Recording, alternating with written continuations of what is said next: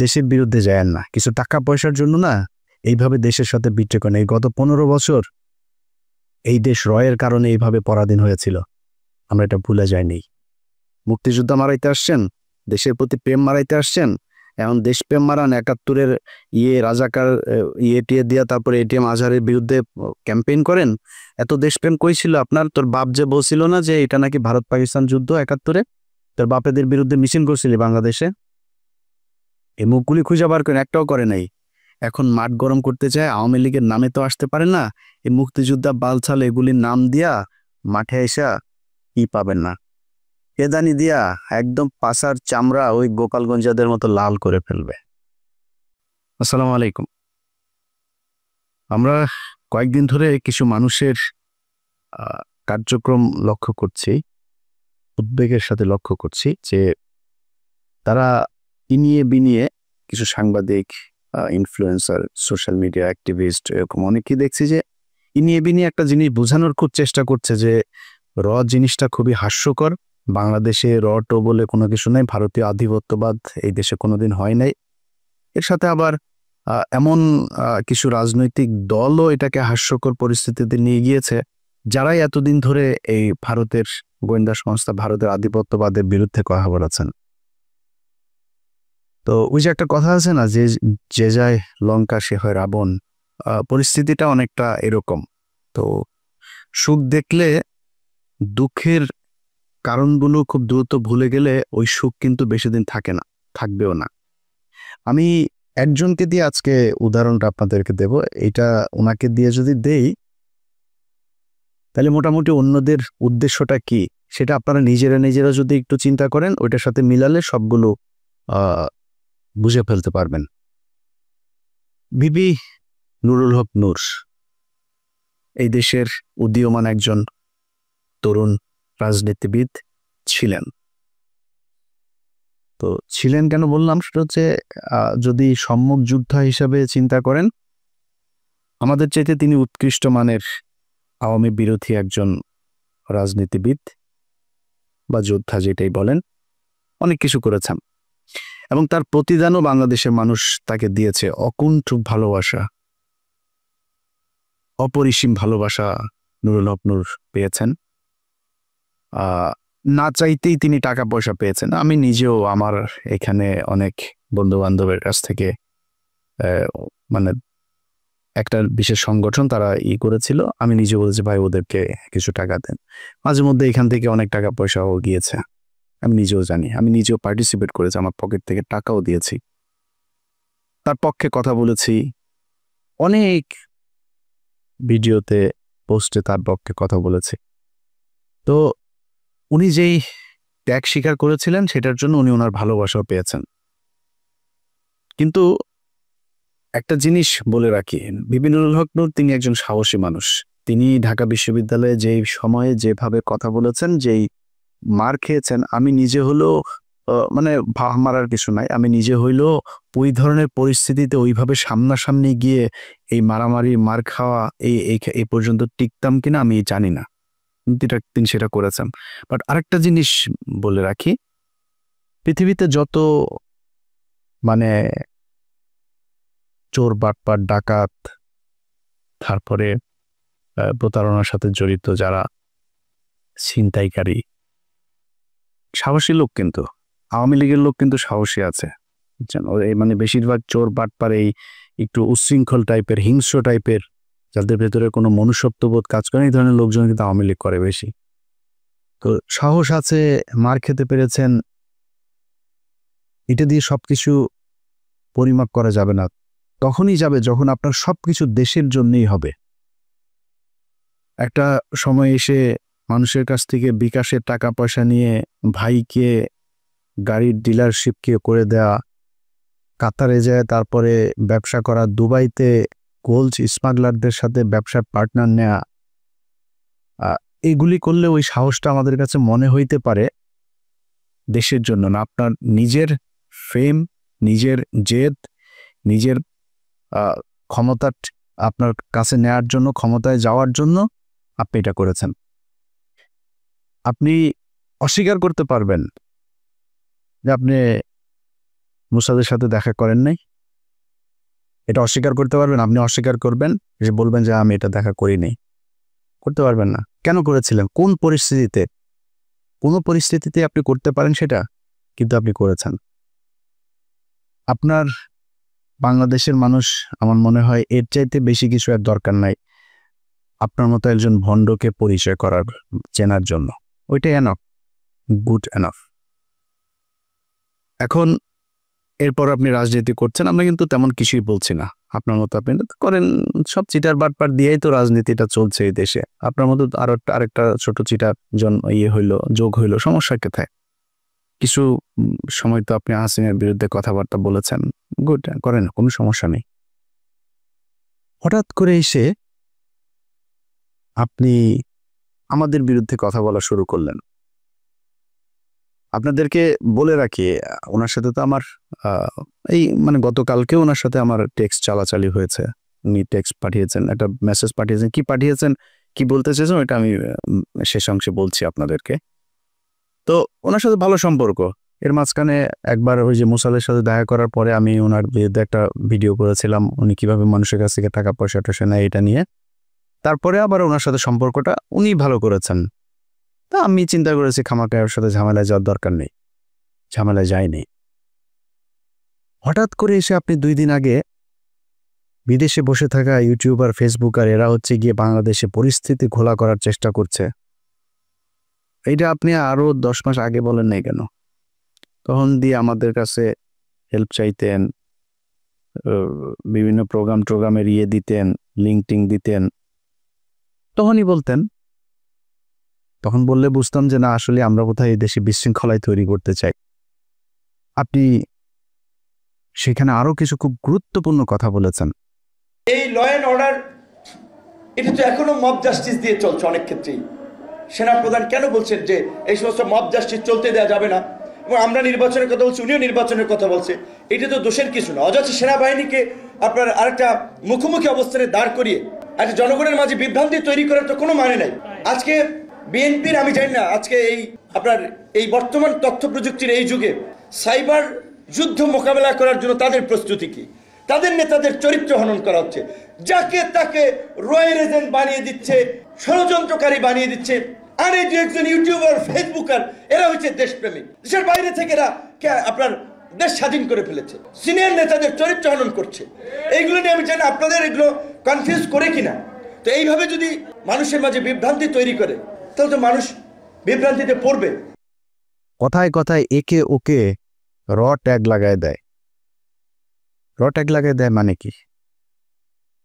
আমরা তারেক রহমানের বলছি নাকি, কারণ খালেদা জিয়াকে বলছি, ভারতের চর বলছি কখনো? সালাউদ্দিনকে কেন বললাম? ওই মির্জা আব্বাসের সাথে গ্যাঞ্জাম। মির্জা আব্বাসকে তো আমরা রয়ের লোক বলি নাই। ওই গোয়ারশ্বর চন্দ্র রায়, তারে রয়ের লোক বলি, এরে বলছি। ফখরুলরে বলি। বিএনপিতে তো হাজার হাজার লক্ষ লক্ষ কোটি কোটি মানুষ, কই বলি না তো? ওই শামা ওবায়দরে বলছি। এদের বলি কেন? নিশ্চয় কারণ আছে। সবাইরে তো বলি না, আপনারও তো বলি নেই। আপনার বিরুদ্ধে যখন কথা বলছে তখন আপনি যে ওদের ওই অন্য দেশের গোয়েন্দা সংস্থার সাথে দেখা করে আসেন, আপনারা কিন্তু আমরা রয়ের লোক বলি নাই তখনও। তো যাদেরকে বলি তাদের পেছনে নিশ্চয়ই কারণ আছে। সালাউদ্দিন সাহেব শিলংয়ে গেলেন, শিলংয়ে যায় তারপরে সেখানে সাদা লুঙ্গি, সাদা পাঞ্জাবি পরে বিশাল বাংলোর মধ্যে ঠ্যাঙের উপর ঠ্যাং তুলে দেয়া, তারপরে তিনি বসেই করেন, লোকজনের সাথে দেখা করেন, সাক্ষাৎ করেন, ছবি তোলেন, পোলাও কোরমা খায়, আবার পছন্দ মতো নারীও সাপ্লাই পায়, সবই পেয়েছে। তো কিছুই হয় নাই। দেশে আসার পরে আজকে 10 মাস আপনাকে যদি এইভাবে কোনো একটা দেশের গোয়েন্দা সংস্থা ওই দেশে তুলে নিয়ে যাইতো, সেটা আপনার দেশের যারা যারা, যে আইন শৃঙ্খলা বাহিনীর সদস্য যারা যারা এটার সাথে জড়িত, ওই দেশের যারা জড়িত, দুই পক্ষের বিরুদ্ধে আপনি অভিযোগ করবেন না? 10 মাস হয়ে গেল। ওনাকে একবার ডেকেছিল ওই আইসিটি, আপনার ওই ইন্টারন্যাশনাল ট্রাইব্যুনাল, যেটা, যে উনি জিজ্ঞেস করেছে কি হয়েছে, কিটি বিবরণ দিয়ে এসে ওনাকে বলা হয়েছে অভিযোগ করতে। উনি অভিযোগ করেন নাই। অভিযোগ না করে তিনি চলে এসেছেন, তার আইনজীবীকে নিয়ে বসে আমরা পরে করব। And it's been 10 months। এই 10 মাসের মধ্যে আমি সময় পান না। আপনার 10 বছর যারা জীবন থেকে ধ্বংস করে দিল, আপনি তাদের জন্য 10 মাসে এসেও আপনার অভিযোগ নাই, কোনো আপনার তাদের ব্যাপারে ক্ষোভ নাই, আপনি সেটা গায়েব করে দিলেন। এখন আমি যখন এটা নিয়ে আলোচনায় আনলাম, আপনার ওনার আইনজীবী একটা পোস্ট করেছেন। এই ব্যক্তি বলেছেন যে উনি সময় পান না, এটা সালাউদ্দিন সাহেবের দোষ না, ওনাকে বলেছেন সালাউদ্দিন সাহেব আগে, উনি সময় পান না, এই জন্য করা হয়নি। এটা মানুষ খাবে? তো ভিপি নুরুল হক নূর, উনি খুব কষ্ট লাগলো ওনার। ওইটা শোনার পরে কিন্তু আমার মনে হইল যে সামথিং ইজ রং দেয়ার। আমার এই গত কয়েকদিনে আমি কয়েকজন মানুষের যেই মানে তাদের যেই কি বলবো যে কার্যক্রম, তৎপরতা, এগুলো দেখে আমি কনফার্ম হয়েছি টাকা এক জায়গা থেকে বিশাল বড় অঙ্কের পেয়েছেন। আমি দীপিনুরকে আগের বার যেভাবে ধুয়েছিলাম না, দীপিনুর আমার সাথে কথা বলার প্রশ্নই আসে না, সে এরকম ছেলেই না, যথেষ্ট ঘাটতার আসে। এসছে কেন? কৌশল। আমার সাথে সে ঝামেলা যাইতে চায় না, আমার সাথে ঝামেলায় গেলে তার রাজনৈতিক ক্যারিয়ারের সমস্যা হবে, সে নিজে গোলাম ময়লা রনির মতো হারাই যাবে, এই জন্য সে আমার সাথে আসতে চায় না। তো আসলো, এসে তারপর আমারে নিয়ে যা মনে চায়, আমাদের সবাই, আমি, কনক সরোয়ার, পিনাকি ভট্টাচার্য, আমাদেরকে যা মনে চায় তাই বলল। এখন সে এই ঝুঁকিটা কেন নিল? এইটার পেছনে এমন একটা অ্যামাউন্টের টাকা সে পেয়েছে যেটা তাকে বাধ্য করেছে এই কথাগুলো বলতে। ইলিয়াস আমার বিরুদ্ধে বলল, পিনাকি আমার বিরুদ্ধে বলবে, কনক সরোয়ার বলবে, সমস্যা হবে না। যেটা পেয়েছে এইটা বিশাল অঙ্কের, অনেক বড় অঙ্কের একটা অ্যামাউন্ট পেয়েছে। আরেকটা ছিল ওই যে তারেক, এও হঠাৎ করে এসে বলল, এরা তো ভাই কিছুই করতে পারেনি, সর্বোচ্চ কি পাবে? ধরেন বিএনপির সাথে যদি মিলে, বিএনপি বলবো ওকে বাপ তোমার আমি পটুয়াখালীতে একটা আসন দিলাম, ওইটারে বলবে ভাই তোমারে আমি করি, তোমার এমপির সাথে মিলামিশা কিছু কাজ টাজ দিব না, টেন্ডার দিব না। তারেকে তো দিবে না, কেউ কোনো দলের সাথে যদি যা লাগে যে আমরা তোমাদের সাথে থাকবো, ওর একক একটা পাবে না। নূর হয়তো একটা পাইতে পারে, ওরা ওইটাও দিবে না। তো ও আমার পিছনে লাগলো, আমাদের নিয়ে কথা বললো, অথচ এরা সবাই কিন্তু আমাদের সাথে খুব ভালো সম্পর্ক বজায় রাখে। মানে আমি এটা বলছি না যে আমি বিশাল আকারে কোনো কিছু, এটা না, মানে ও ভয়ে হোক আর ভালোবেসে হোক আর মানে পরিস্থিতির কারণেই হোক, আমার সাথে ভালো একটা সম্পর্ক, এবং এটা খুব স্বাভাবিক ব্যাপার, এটাই রাখা উচিত, তারা রাখেও। আমি দেশের বিরুদ্ধে যাইনি। তো হঠাৎ করে এসা একসাথে আপনি লেগে গেলেন। সো আমরা তো জানি টাকা পয়সা কোত্থেকে আসে, কোত্থেকে টাকা পয়সা দিচ্ছে। আমরা তো বিক্রি হয়নি কারো কাছে, আপনারা বিক্রি হয়ে গেলেন। কয়টা টাকার জন্য আপনার পুরো ক্যারিয়ার ধ্বংস করে দিলেন। এই বাটপার এর আগে একটা কাজ করেছিল, আমরা চলেন আমরা ওই একটা বক্তব্য শুনে আসি তার। শেখ হাসিনা যখন তাকে ডেকেছিল গণভবনে হওয়ার পরে, তখন কিন্তু সে কিছু কথা বলেছিল সেখানে। সে কথাগুলো আগে শুনি, তারপরে আমরা পরে আলোচনায় যাই। আমিও যেটা বলেছি যে আমি ছাত্রলীগের কর্মী ছিলাম না, শুধু ছোটোখাটো একটা নেতাও ছিলাম, হলের পোস্টেড ছিলাম।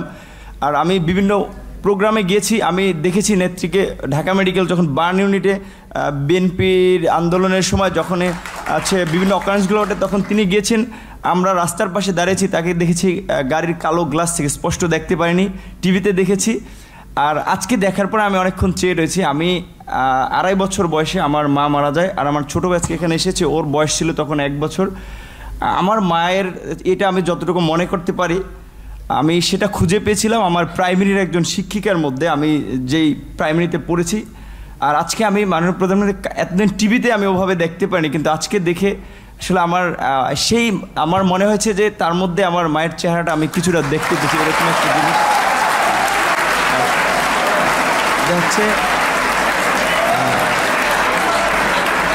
সেজন্য অনেকে আসলে বিভিন্ন উপাধিতে বলে থাকেন। আর আমরা একটা জিনিস দেখেছি যে আসলে তিনি প্রধানমন্ত্রী হিসেবেও, আমি বলবো না তিনি প্রধানমন্ত্রী, তিনি সবার প্রধানমন্ত্রী, তারপরেও তার কিছু স্পেশাল আসলে ক্যারেক্টার যেটা আমরা দেখেছি, যে কখনো ছোট শিশুকে কোলে নিয়ে, মানে একদম সিম্পল একজন যে নারীর যে ভূমিকা, সেই ভূমিকা অবতীর্ণ। আবার যখন দেখেছি আন্দোলন সংগ্রামে মানে তার শুনেছি ওই সময়ের তার সেই মানে ছাত্র রাজনীতি থেকে উঠে এসেছে, তার কৃতিত্বের কথা আমরা শুনেছি। আর বঙ্গবন্ধুর কথা তো এটি আসলে তো শুধু আমরা না, সারা বিশ্বের মানুষ জানে। আর তার সুযোগ্য কন্যা যদিও শেখ রেহেনা আপা আমরা রয়েছে, কিন্তু এটি তো আমরা মানে সবার মধ্যে সব গুণ এককভাবে থাকে না, কিন্তু আপা আমরা মনে করি যে আসলে যেটা বঙ্গবন্ধুর মধ্যে অনেকে বলে যেটা ছিল তার পুরোটা মনে হয় যে আমাদের নেতৃত্ব পেয়েছেন। আমার আপার প্রতি অনুরোধ থাকবে যে আসলে অনেকে যেটা আমি আপা বলতে চাইনি, কারণ আমি আসলে মানে মায়ের ওই জায়গাটাকে তাকে দেখতে চেয়েছিলাম, কিন্তু সবাই ছাত্রলীগ আমিও যেহেতু করেছি সবাই আপা আপা বলে, এই জন্য আমার মুখ থেকে অটোটা বের হয়েছে যে আমার ছাত্রলীগের ভাই বন্ধুরাও কেন যেন আমাকে আসলে জামাত শিবির বানানোর জন্য তারা খুব একটি অপপ্রচার করেছিল। তাদের ছাত্রলীগের এতগুলো এরকম একটা পোস্টে থাকা অবস্থায়, আর আপনারা দেখেছেন যে আমার পরিবারের, আমি আশা করি যে মাননীয় প্রধানমন্ত্রীর কাছে আমার পরিবারের সকলের মোটামুটি একটা তথ্য আছে, সেখানে দেখেছেন যে আমার পরিবার আসলে মানে পুরো পরিবারে ছিল আওয়ামী ব্যাকগ্রাউন্ডের। কিন্তু আসলে আমি অনেক কথাই বলতে চেয়েছিলাম, কিন্তু আবেগ ভালোবাসায় অনেক কিছুই ভুলে যাচ্ছি। জয় বাংলা, জয় বঙ্গবন্ধু।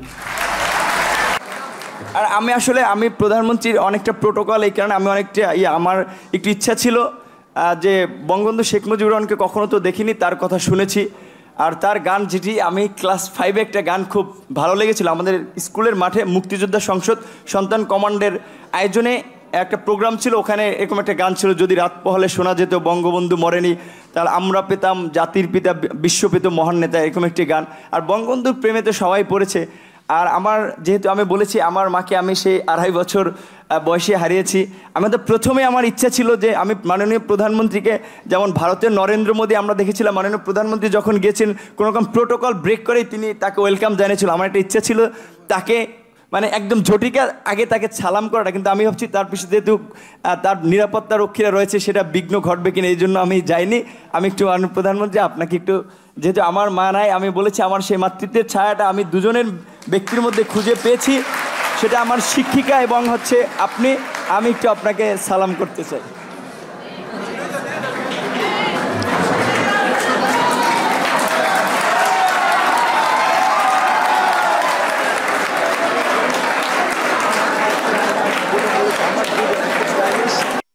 আচ্ছা, এই যে বক্তব্যটা সে দিয়েছে, এই বক্তব্যটা আপনারা শুনলেন, এই বক্তব্যটার কনক ভাই তার ইউটিউবে 2 দিন আগে আরেকবার দিয়েছে, ওইটার লিঙ্ক আবার আমি আমার ফেসবুকেও শেয়ার দিয়েছিলাম। তো শেয়ার দেওয়ার সেটা আবার তার চোখে পড়েছে, পড়ার পরে সে সকাল থেকে, কিন্তু আমি ভিডিও যখন রেকর্ড করছি এটা হয়তো আপনারা কালকে দেখবেন, সে সকাল থেকে কনক ভাইকে অনেকবার ফোন দিয়েছে, আমি কনক ভাইয়ের সাথেই ছিলাম, অনেকবার ফোন দিয়েছে সে। ও আমরা অন্য আলাপে ছিলাম, ফোন টোন ধরা হয়নি কার। একটু পরে সে তার ফেসবুকে পোস্ট করেছে, এসব ইউটিউবাররা তার পিছনে আগেও লেগেছিল, সে পাত্তা দেয় নাই, একটা পোস্ট করেছে সে তার ফেসবুকে। তো সে আমাকে একটা লিঙ্ক পাঠিয়েছে, এর কিছুক্ষণ আগে আবার একটা লিঙ্ক পাঠিয়েছিল আমাকে, সে ব্যাখ্যা দিয়েছে। সে ব্যাখ্যায় সে বলেছে, কি বলেছে চলেন ব্যাখ্যাটা আগে শুনি। ওই যে শেখ হাসিনার ওইখানে গণভবনে গিয়ে যে বক্তব্য দিয়েছিল সেটার ব্যাখ্যাতে, তার জবাবটাতে আপনারা সন্তুষ্ট হন কিনা চলেন শোনা যাক। আমার কাছে ফোন আসলো তৎকালীন প্রধানমন্ত্রীর কার্যালয়ের থেকে, যে ডাকসুর সমস্ত প্যানেলকে তিনি চায়ের আমন্ত্রণ জানিয়েছে। যাওয়ার সিদ্ধান্ত নেওয়ার আগেই তখন আমার বাবাকে এই পটুয়াখালী থেকে ঢাকায় নিয়ে আসা হয়, এবং নিয়ে এসে তাকেও কিছুটা আসলে যে আতঙ্কিত করা হয়, আপনার ছেলে যদি না যায় আপনার ছেলেকে মেরে ফেলতে পারে। যে দেখেন খালেদা জিয়ার মতো একজন বিশাল মাপের নেত্রী, তাকে জেলে নিয়েছে, বিএনপির নেতাকর্মীরা কি আন্দোলন করে তাকে বের করতে পেরেছে? সে যদি না যায় এটার জন্য তার পরিণতি কিন্তু চরম আসলে খারাপ হতে পারে। তো এখন আমার মা নেই, তো আমার বাবা আসলে এক প্রকারে আমার বলা চলে যে খুব ক্ষমা চাওয়ার মতো, যে বাবা আমি তো তোদেরকে মানুষ করেছি, আমি তোদের কাছে কিছু চাই নাই বলি নাই, তোরা বিশ্ববিদ্যালয়ে পড়স, আমি তোর একটা অনুরোধ করি যে যেহেতু প্রধানমন্ত্রীর পক্ষ থেকে দাওয়াত করা হয়েছে গণভবনে যাও। উনি স্বাভাবিকভাবেই যে একজন মায়ের জাতি, তো ওনাকে তুমি সেভাবেই সম্মান করবা। আমার বাবাই আমাদেরকে তখন মায়ের আদর বাবার আদর দুটো দিয়ে বড় করেছে।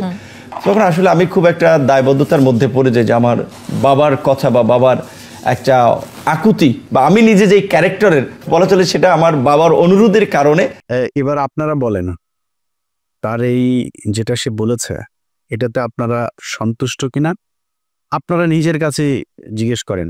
দেখেন, তাকে নাকি তার বাবাকে চাপ দিয়ে তারপরে তাকে সেখানে যেতে বাধ্য করেছে।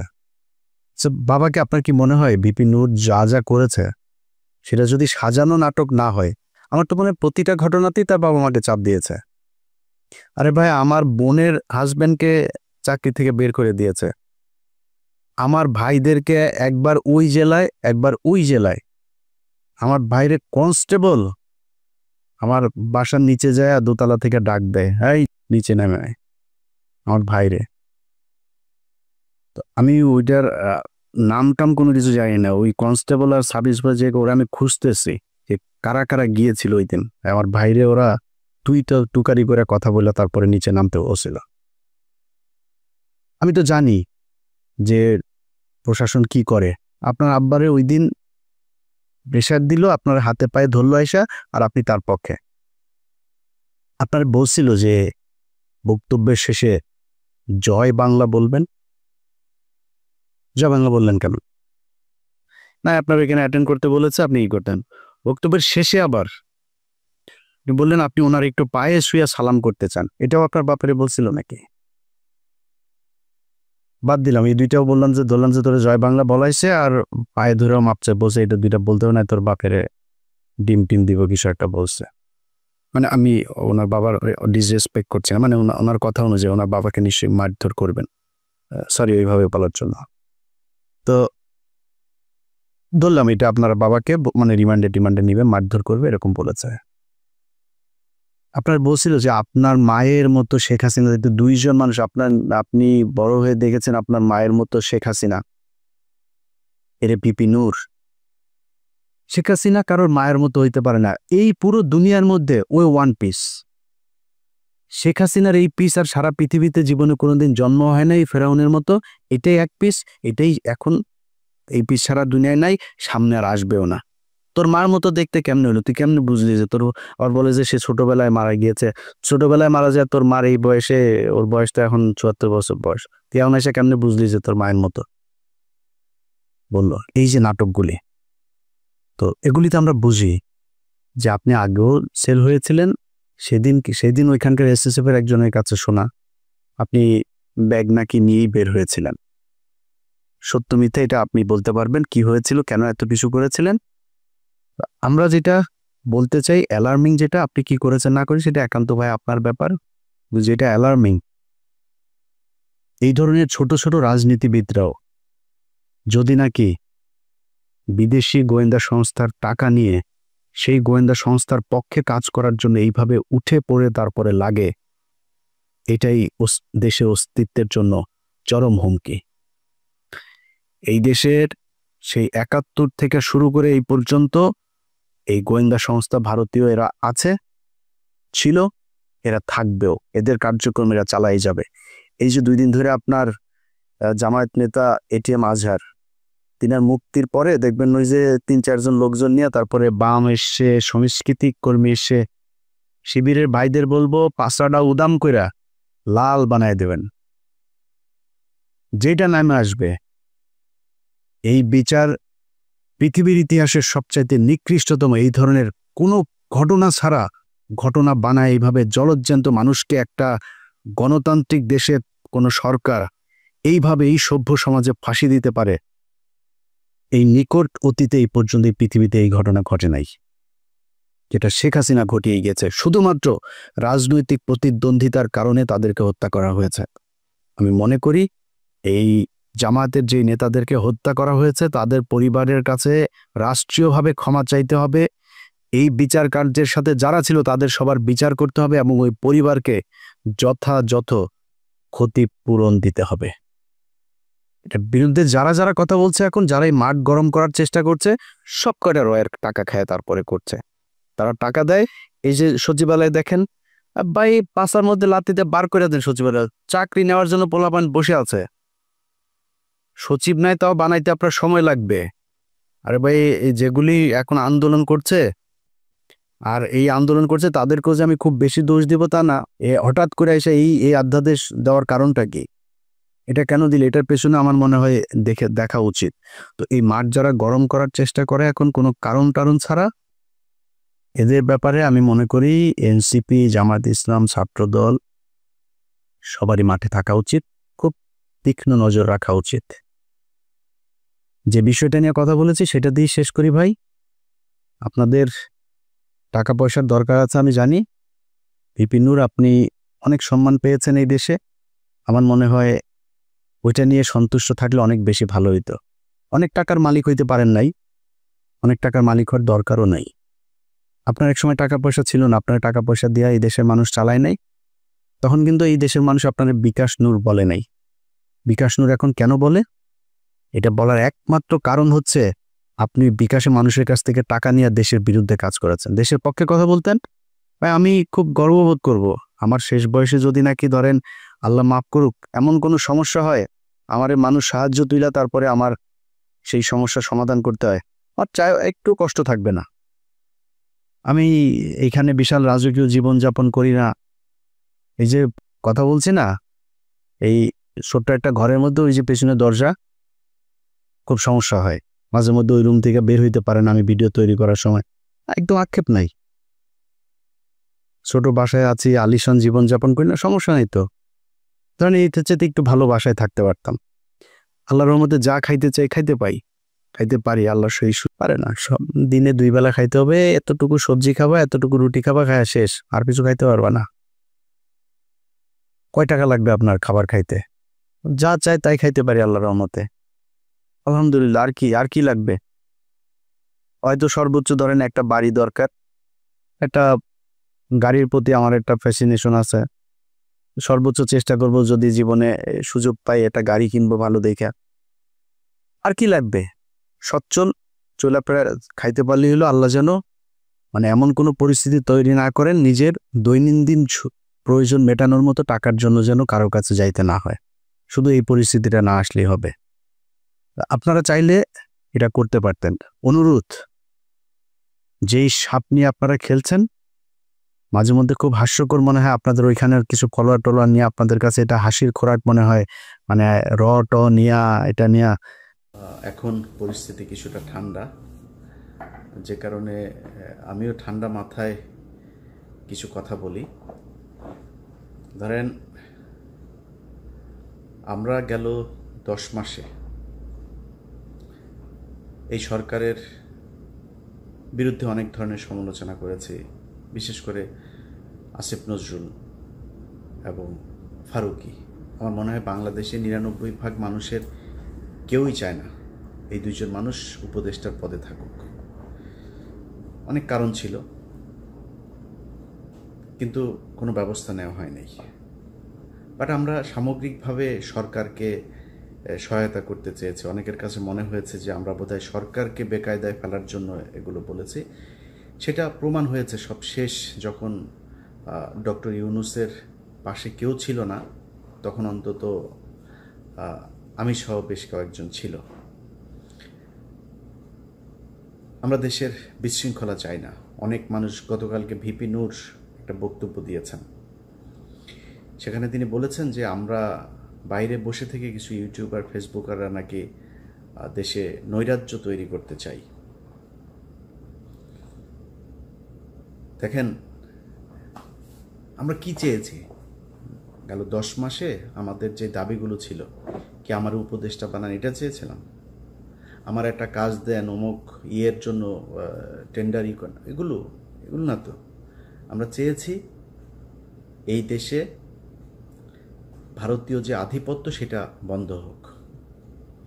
সন্তোষ, প্রথম আলোতে টিপু সুলতান, মতি, মাহফুজ, এরা সরব এই যে চক্র, যারা কিনা বাংলাদেশকে মিথ্যা জঙ্গি তকমা দেওয়ার জন্য 21শে আগস্ট থেকে শুরু করে রমনা, বটমূল সহ বিভিন্ন জায়গাতে এই যে নাটক সাজিয়ে বাংলাদেশের মুসলমানদেরকে সারা পৃথিবীর কাছে সন্ত্রাসী হিসাবে উপস্থাপন করেছে, এগুলোর বিচার চেয়েছি। এগুলোর বিচার চাইতে যাওয়ার কারণে আপনারা নিরীহ মানুষের উপরে, পুলিশের কারা কারা আছে তাদেরকে সরান। আপনারা হত্যা মামলার আসামি পুলিশের যারা ছিল অনেককে আপনারা চাকরিতে গোপনে গোপনে চাকরিতে জয়েন করাচ্ছেন। আমরা এগুলি তো চেয়েছি, তাই না? আপনাদের খারাপ কিছু তো চাইনি, দেশের বিরুদ্ধে তো যাইনি। এখন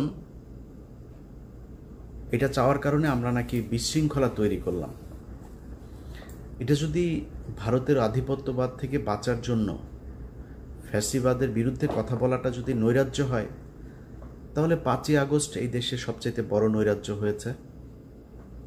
সেই নৈরাজ্যের মাধ্যমে আপনি ক্ষমতায় এসেছেন। অনেক উপদেষ্টার মুখ থেকে শুনেছি যে মবতন্ত্র বন্ধ করতে হবে। এই যৌক্তিক আন্দোলনকে আপনি যেদিন মবতন্ত্র উল্লেখ করে তারপরে তার বিরুদ্ধে অবস্থান নিয়েছেন, সেদিনে আপনার পুরো সরকারটাই মবতন্ত্রের ফসল হিসাবে মানুষের কাছে উপস্থাপিত হয়েছে। আপনি আর দাঁড়াইতে পারেন নাই, পারবেনও না। এই সরকার এই মুহূর্তে ইউনূসের যে সরকার, একটা ভঙ্গুর একটা সরকার। যেই শক্তি আমরা মনে করেছিলাম সেই শক্তি আর এই সরকারের নাই। চাইলেও কিছু করতে পারেন, কোনো কিছুই। ন্যূনতম সংস্কারেও যদি বিএনপি জামায়াত বলে যে আমরা চাই না, আপনার সেই ক্ষমতা নাই, আপনি এটা করবেন। কেন হলো এরকম? আমাদের যৌক্তিক দাবিগুলোকে আপনারা মব হিসাবে করেছেন। করতে হবে কেন? আমরা যে দাবিগুলো করেছি 5 তারিখের পরে, সেই দাবির জন্য মানুষকে মাঠে নামতে হবে কেন? আপনি ওই ফেনীতে যান, নুসরাত হত্যাকাণ্ড। আল্লাহর কসম করে বললাম, যদি নুসরাত হত্যাকাণ্ডের 1 তিল পরিমাণ কোনো ঘটনা সত্য হয়ে থাকে, জীবনে কোনোদিন ভিডিও করব না। 2022 সালে এটা নিয়ে অনুসন্ধান করেছিলাম, সেটা 5 তারিখের পরে আরও একবার দিয়েছিলাম। আমি ওইটা নিয়ে এখন থরোলি কিছু কাজ করছি, একদম ফিল্ডে গিয়ে তারপরে কিছু কাজ করছি। ওইটা সময় পাই না, আপলোড দিতে পারছি না, ফাইনাল করতে পারছি না কাজটা। উচিত ছিল না 5 তারিখের পরে এরকম চাঞ্চল্যকর কিছু ঘটনা, যেগুলো জানে মানুষ। বাবুল আক্তার এখনো পর্যন্ত চাকরি ফিরে পায় নাই। এখন পর্যন্ত এই কি বলে হুমায়ুন আজাদ, এই বদমাইশের মামলায় আলেমরা জেলে। এখন পর্যন্ত ওই কোথায় রমনা বটমূল, কোথাকার কোন এই জঙ্গি নাটক টাটক, এগুলির আসামিরা ইয়েতে বন্দি। 5ই মের ঘটনায় মামলায় আলেমরা বন্দি। বিএনপি জামাতের ছেলে পেলে এখন পর্যন্ত জেলখানায় বন্দি। কেন? এটার জন্য আন্দোলন করতে হবে? এটার জন্য আবার বিক্ষোভ করতে হবে, যমুনা ঘেরাও করতে হবে? কেন করেন নাই? অনেক কিছু তো করতে পারেন। আপনারা নুসরাতকে কয়েক ঘন্টার ব্যবধানে জেল থেকে ছেড়ে দিতে পারেন। আপনারা মুন্নি শাহরে ধরার পরে 5 হত্যা মামলার আসামি মুসলেখা নিয়ে ছেড়ে দিতে পারেন। মানে এটা কি খেলা নাকি? যা মনে চায়, যেমন মনে চায় আপনার মন মতো করে আপনি চালাবেন, আর ওইভাবেই মানুষ হা করে দেখবে। আমরা এই 10 মাস যে ছোটোখাটো করেছে, যারা আমাদেরকে মনে করেছে আমরা সরকারের বিরুদ্ধে কাজ করেছি, এই গত 1 সপ্তাহে আমরা প্রমাণ করেছি যে যারা আমাদেরকে বলতো আমরা নৈরাজ্য তৈরি করতে চেয়েছি, তারাই ইউনূসের বিরুদ্ধে অবস্থান নিয়েছে। যদি ন্যূনতম, ভাই আমি নির্বাচনের বিরুদ্ধেও না, বিএনপির বিরুদ্ধেও না, জামাতের বিরুদ্ধেও না, আমি চাই নির্বাচিত একটা সরকার। আমি কালকে নির্বাচন হলে আমি কালকেই খুশি। কিছু সংস্কার হওয়ার দরকার ছিল। কেউ যদি মনে করে যে আমরা সংস্কার চাই না, তাইলে আবার মনে করেন 2006 সালের মতো অবস্থা আসলো। মনে করেন বিএনপি আবার ক্ষমতায় আসবে, 5 বছর পরে শেষ হবে। বিএনপি নির্বাচন দেবে কিভাবে? বিএনপি যদি একজনকে সিইসি করে, সেটা জামাত ইসলাম মানবে না, আপনি মানাবেন কিভাবে? সংকট আবার আসবে। তাহলে সেই সংকটের জন্য আপনি করলেন কি? আমার কথা হলো, সংস্কার ইউনূস একা করুক আর সবাই মিলেমিশে করেন। করতে তো হবে সংস্কারটা, এটা ছাড়া তো যাইতে পারবেন না। নির্বাচন আমিও চাই, বিএনপির মতো আমিও চাই। নির্বাচন নিয়ে আমার কোনো সমস্যা নেই। কিন্তু এই সরকারের যে কাজগুলো, যেটা তাদের ঘাড়ে দায়িত্ব দেওয়া হয়েছে, সেই দায়িত্বগুলো তাদের শেষ করতে হবে। তার আগে যদি আপনি নির্বাচন দেন, একটা দল ক্ষমতায় আসবে, সমস্যাগুলো আগের মতোই হবে। তো আমরা ইউনূসের পাশে দাঁড়িয়েছি কি, যে ইউনূস যদি নাকি এই মুহূর্তে না থাকে, তাইলে আন্তর্জাতিক অনেক ক্ষেত্রে আমাদের এই দেশটা সংকটের মধ্যে পড়বে। যেই সুবিধাটা ভারত নেবে, আওয়ামী লীগ নেবে। আমরা এই কারণে চেয়েছি যে ইউনূস অন্তত এই সময়টাতে থাকুক। ইউনূসের পাশে এসে দাঁড়িয়েছি, প্রমাণ করেছি আমরা দেশের নৈরাজ্য চাই না। অথচ এই ইউনূস সরকার, আমার মতো একজন ব্যক্তি, আমি কয়েকবার এই সোশ্যাল মিডিয়াতেও বলেছি, আমার মামলাগুলো করে নাই, কেয়ার করি না। আমি মামলা নিয়ে আমি কিছুই করি না। অনেকে আমার মামলার কাগজ চায়, মানে আমার ব্যক্তিগত সম্পর্কের খাতিরে অনেকে চায় ভাই দেন আমি মামলাগুলো করি। না, সরকারের করতে হবে এটা। আমি যদি কালকে দেশে যাই, এই আসিফ নজরুলের বাপের ক্ষমতা আছে, ও আমার পুলিশ দিয়ে জিজ্ঞেস করবে ভাই আপনার মামলা কি কি আছে, ওর বাপের ক্ষমতা আছে, ও আমারে ধরে নিয়ে যাবে। এত সোজা না। কিন্তু উচিত ছিল এই সরকারের আমারে জিজ্ঞেস করা যে ভাই তোমার মামলাগুলো কি। আমাদের কোনো অবদান নাই। এই যে সরকার এসছে, আওয়ামী লীগের বিরুদ্ধে আমরা কিছু করি নাই, কিছুই করি নাই, জিজ্ঞেসও করেন নাই। কেন করেন নাই? কারণ এই সরকার আসার পর থেকে কিছু কিছু মানুষজন তার প্রত্যেক সম্পত্তি মনে করেছে এই সরকারটাকে। এমনকি আমি ছাত্রদের ব্যাপারেও আমার অনেক অভিযোগ আছে। আপনাদের সাথে যারা মাঠে ছিল তাদেরকে আপনারা অনেককে মাইনাস করে দিয়েছেন।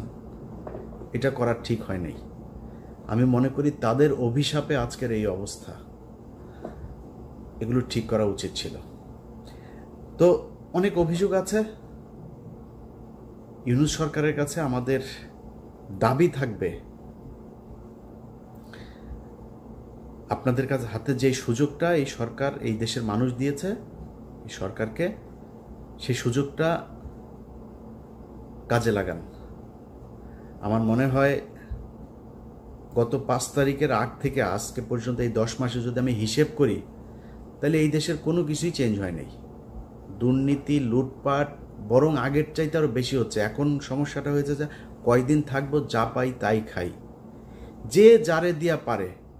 আওয়ামী লীগের কাছ থেকেও নেয়, বিএনপি জামাতের এরাও অনেকের কাছ থেকে আছে, ছাত্রদের মধ্যে অনেকে আছে। মানে দেশটা আসলে কারোরই না। মনে হয় এটা একটা ওই যে প্রবাসী স্ত্রীদের মতো বলে না যে ওই যে কি সুন্দরী ভাবি কি পাশের গরিবের সুন্দরী বউ, গরিবের সুন্দরী বউয়ের মতো অবস্থা। তো এখন এই যে গরিবের সুন্দরী বউরে নিয়ে যে যেমনে পারে টানাটানি করে খাচ্ছে, এই জন্য এতগুলো মানুষ জীবন দিয়েছিল। এখন আমরা যদি এগুলি নিয়ে কোনো কথা বলি, তাইলে এরে নিয়ে বললে এই নাখুশ, ওরে নিয়ে বললে ওই নাখুশ, না বললে যদি খুশি থাকেন তাহলে ভালো, বলবো না আস্তে আস্তে, সমস্যা কোথায়? এখনো পর্যন্ত আমি তো ভাই কোনো গণমাধ্যম না। আমার হাতে যতগুলো নিউজের মানে অনুরোধ বলেন, পরামর্শ বলেন বা যেভাবেই বলেন, যতগুলো মানে লাইন আপ আমার হাতে, আমি পারি না। আমার নানান কাজ টাজ করে এইটার পিছনে সময় দিতে পারি না। ওইভাবে একটা নিউজ করতে আমার 15 দিন, 20 দিন, 1 মাস সময় লাগে, দেবো কেমনে? কিন্তু যেই জিনিসগুলো আমার কাছে আসে, এটা আমার কাছে আসার কথা না। বাংলাদেশে ভাই এত শত শত গণমাধ্যম, আমার কাছে আসবে কেন? আমার একটা ব্যক্তিগত একটা ইউটিউব চ্যানেল, আপনার টেলিভিশন আছে, পত্রিকা আছে, সেখানে যায় দেয় না ভাই, আমাদের এগুলি শোনে না। এই ধরেন প্রথম আলোর নিয়ে সাজরে হকের যেই প্রোগ্রামটা, এটা তো আমার কাজ না। বাংলাদেশে অনেক ক্রাইম প্রোগ্রাম আছে, অনেক অনুসন্ধানী প্রোগ্রাম আছে, নিউজ আছে, আপনারা করে না তারা, এখনও আমাদের কাছেই আসে। তো এই যে অবস্থা চলছে, এটা যদি চলে, ডক্টর ইউনূস গত সপ্তাহে বিপদে পড়ার পরে আপনারা দেখেছেন না, অনেকেই কিন্তু রাতারাতি চেহারা পাল্টে দিয়েছে। কেউ যদি মনে করে এই দেশের মানুষ খুব স্মার্ট, এটা আমার মনে হয় আমার চাইতে তারেক রহমান অনেক ভালো জানে যে 5 তারিখের আগের থেকে 5 তারিখের পরে তার কাছে দেন দরবারের সংখ্যা কি পরিমাণে বেড়েছে। আমার মতো ক্ষুদ্র মানুষ হালকা টের পাই। সারাদিন এই যে 2 ফোন মনে করেন যে সামনে নিয়ে বসে আছি, মানে বেজেই যাচ্ছে আর কি। তো এই দেশের মানুষ খুব স্মার্ট। যখন দেখবে যে আপনি একটু সুবিধাজনক জায়গায় আছেন, আপনারা তেল মারবে, সুন্দর করে তেল দিবে। সুযোগটা যখন চলে যাবে না, এই লোকগুলি আপনার চোখের উপরে সব কিছু পাল্টাই দিবে। তো আমার মনে হয় সবার উচিত আওয়ামী লীগের এগুলোরও দেখে একটু শিক্ষা নেওয়া। যা হলো 15 বছরে, এই জুলাই আগস্টের যে আন্দোলনে যেভাবে তাদের পতন হলো, তাদের এখন যে পরিণতি, এটা দেখে আমার মনে হয় বাংলাদেশের রাজনীতিবিদ, প্রশাসন, ব্যবসায়ী সবাই একটু হুঁশ ফিরবে। আল্লাহর ওয়াস্তে মাথা ঠান্ডা করেন ভাই। টাকা পয়সা কামাইতে পারবেন, এত পাগল হয়ে যায় না, এত বেহুশ হয়ে যায় না টাকা পয়সা কামানোর জন্য। যারা রাজনীতি করেন ভাই, আপনাদের জন্য এই দেশের নিয়মটাই এইভাবে করে দেওয়া আছে, কাঠামোটাই তৈরি করা। আপনি আপনার পকেটে টাকা ঢুকবে, টেনশন করেন, এত খাওয়ার জন্য পাগল হয়ে যান না, উতলা হবেন না। টাকা পাবেন, ধৈর্য ধরেন, দেশের স্বাধীনতাটা অন্তত অক্ষুণ্ণ রেখে তারপরে যা করার করেন। আমাদের নিয়ে যা মনে চায় বলতে পারবেন, অনেকের অনেক অভিযোগ থাকতে পারে। ভাই, এই দেশের স্বাধীনতা সার্বভৌমত্বের জন্য যদি নিজের জীবন দিতে হয়, এটা যেদিন প্রয়োজন হবে সেদিন দেখবেন ইলিয়াস সত্য কথা বলেছিল না মিথ্যা বলেছিল। কোনো স্বার্থটার্থ নিয়ে যদি নাকি কোনো কিছু করার চেষ্টা থাকতো, অনেক স্বার্থ নেয়ার অফার পেয়েছে এই গত 10 মাসে, সেখানে যায়নি। আল্লাহ যেন ওই রাস্তায় নাও নেয় কোনো দিন। তো আমি অত ক্ষমতাশালীও না, এটা হচ্ছে সমস্যা। কিন্তু আপনারা যারা ক্ষমতায় আছেন, যাদের কথায় অনেক কিছু হয়, যাদের সেই সুযোগ আছে, আপনারা যদি নাকি এই দেশটাকে ভারতের হাত থেকে বাঁচাইতে না চান, সেই পদক্ষেপ যদি না নেন, তাহলে এই দেশটা আসলে আলটিমেটলি থাকবে না। আমাদের রাজনীতিবিদ, আমরা দেখছি কয়েকজন রাজনীতিবিদের যে অবস্থা, বিশেষ করে সালাউদ্দিন যেভাবে উঠে পড়ে লেগেছে, এটা খুবই সন্দেহজনক। আরেকজন আছে গয়েশ্বরচন্দ্র রায়, 500 টাকার মাল। এই মাল আজ থেকে 3 বছর আগে আমার পরিচিত এক বিএনপি নেতা, সে বলছিল যে ভাই বিকাশে টাকা চায়, রিক্সা ভাড়া নাকি তার নাই। এই ধরনের মাল, এগুলোরে তো রয়ের তো ধরেন টাকা কোটির নিচে দেয় না, যা বলবে ও যদি বলে রয়েরে বলে 5 আইটা দেও, 5 আইটা দেবে। এই ধরনের লোকজন হইতে আল্লাহ যেন এই দেশকে রক্ষা করে। বিশেষ করে বিএনপি জামাত এই মুহূর্তে দেশের সবচেয়ে বড় দল, তাদেরকে যেন রক্ষা করে। আর ছাত্রদের প্রতি সবশেষ যে অনুরোধটা থাকবে, ভাই আপনারা বিএনপি জামাত এখন যতই চ্যাটাং করুক না, 2 দিন আগে রাস্তায় বের হইতে পারে নাই, আপনাদের কারণে তারা বের হতে পেরেছে। আপনাদের প্রতি সম্মান আছে। আমারে বিএনপি কষ্ট পাক আর জামাত কষ্ট পাক, আমি আমার মৃত্যু পর্যন্ত আপনাদের প্রতি রেসপেক্টটুকু দেখায় যাব। যদি না আপনারা প্রথম আলো, ডেইলি স্টার আর এই ভারত আওয়ামী লীগ এদের কাছাকাছি না যান, সারা জীবন দেখা আসবে আপনাদের প্রতি রেসপেক্টটা। আপনার কাছে অনুরোধ, আপনারা প্রয়োজনে দল বাদ দিয়ে দেন, রাজনীতি বাদ দিয়ে দেন, তারপরে মানুষ যেই কথাগুলি বলতে যায়, যেই কথাগুলো বলার কারণে আপনাদের পেছনে সারা দেশের মানুষ নেমে এসেছিল, সেই কথাগুলো আপনারা আবার বলেন, সেই কাজগুলো আবার করেন, দেখবেন আপনাদের পেছনে মানুষ আবারও থাকবে। যা চান ভাই, রাজনীতি বড় জিনিস না। আপনার রাজনীতি করে ক্ষমতায় আসতে হবে এটা বলেন। যদি মনে করেন আসলে মানুষের সেবা করতে চান, ভালোবাসা পাইতে চান, তাহলে আমার মনে হয় ওই জায়গায় আবার ফের নজর দেন। সেটা যদি করেন, এই দেশের মানুষের ভালোবাসা আবারও পাবেন। সবাই ভালো থাকেন, আল্লাহ হাফেজ।